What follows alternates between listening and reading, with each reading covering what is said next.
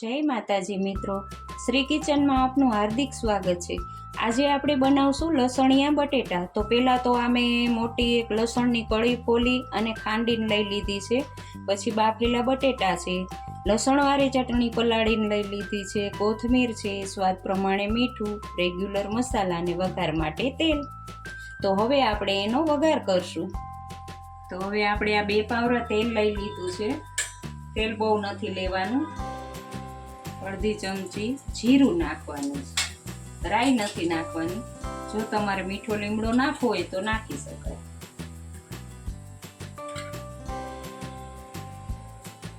જીરું આપણું સારી રીતે ફૂટી જાય પછી એમાં હિંગ નાખશું। અડધી ચમચી હિંગ છે।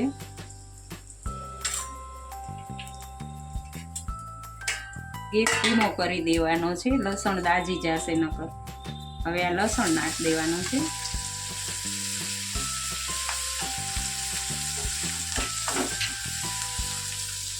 લસણ વધારે પ્રમાણમાં લેવાનું છે તો સ્વાદ સરસ આવે।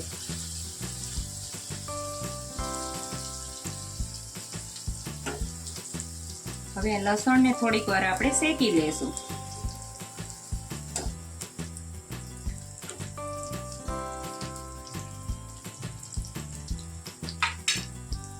હવે એમાં મીઠું નાખશું સ્વાદ પ્રમાણે આપણે।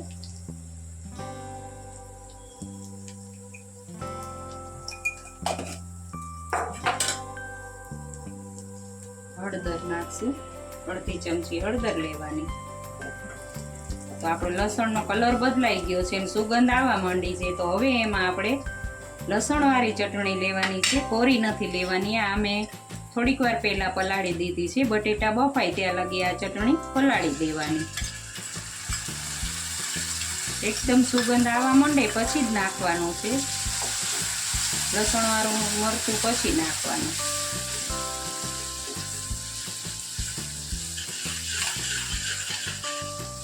હવે આને થોડીક વાર હલાવશું એટલે બે મિક્સ થઈ જાય। સુગંધ આવવા માંડે પછી બટેટા નાખી દેવાના।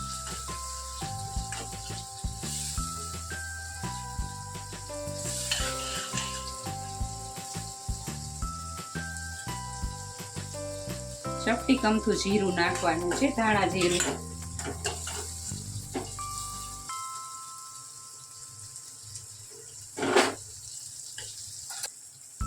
હવે આ ચડી ગયું છે એટલે બટેટા નાખી દઈશું। મીઠામાં બાફીને બટેટા લેશો તો સરસ સ્વાદ આવશે। અત્યારે વરસાદની સિઝનમાં આ શાક બહુ મીઠું લાગે।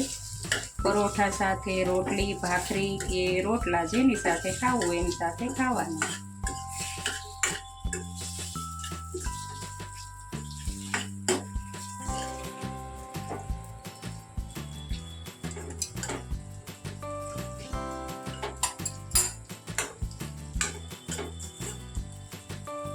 થોડીક વાર ગેસ ફાસ્ટ રાખવાનો।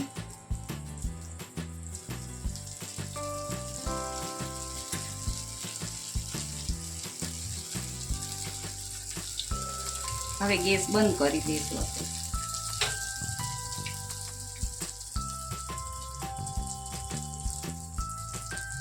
હવે ઉપરથી કોથમીર નાખશું।